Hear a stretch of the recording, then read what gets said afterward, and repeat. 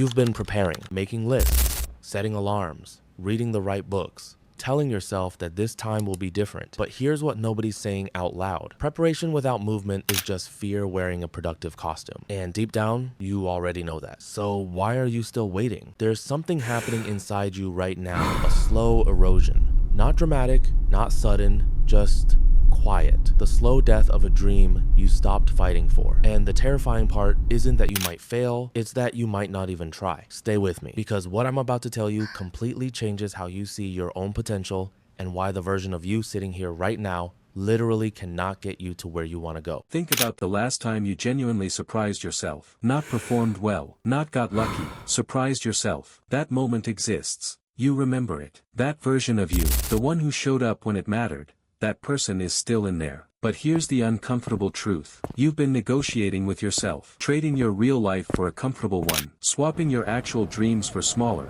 safer versions that don't embarrass you if they don't work out. And every day that passes, the gap widens. Not between you and success, between you and yourself. Most people spend their whole lives managing that gap, distracting from it, drinking around it, scrolling past it at 2 a.m. when the quiet gets too loud. But the gap doesn't close by avoiding it. It only closes by moving through it. Here's what nobody talks about. There's a specific moment, one single moment, that determines whether someone actually changes their life or just watches videos about changing their life. It's not a big moment. It's not dramatic. You've probably already had it without realizing it. And once I show you what it is, you'll never unsee it. But to understand it fully, you need to see what's actually been stopping you first. Because it's not what you think. Stop. Here's something that will either sting or set you free. Most people are living a performance. Disciplined when someone's watching. Motivated when it's convenient. Committed when it costs nothing. And the cruel part, they don't even know they're performing. Because it feels real in the moment. The intention is genuine. But intention without execution is just noise. Your nervous system knows the difference between who you're pretending to be and who you actually are. And it keeps score. Every broken promise to yourself compounds. Every skipped rep, every avoided conversation, every, "I'll start Monday," it builds a case. A case your subconscious uses against you every time you try to believe in yourself. But here's the other side of that. Every time you do the thing you said you'd do, especially when you didn't feel like it, you're depositing something. Not into a bank account, into yourself. And that account, it pays interest. Here's what separates the ones who make it. They don't love the process. They don't wake up excited every day. They don't have more hours or better circumstances or fewer doubts. Not the system, not the strategy. Just one brutal, boring, beautiful thing. They kept their word to themselves. Even on the days it didn't matter. Even when no result was visible. Even when quitting made more logical sense than continuing. They did it anyway. And something shifts when you do that long enough. You stop needing motivation. Because motivation is for people who aren't sure if they're going to show up. You already know you're going to show up. That's certainty.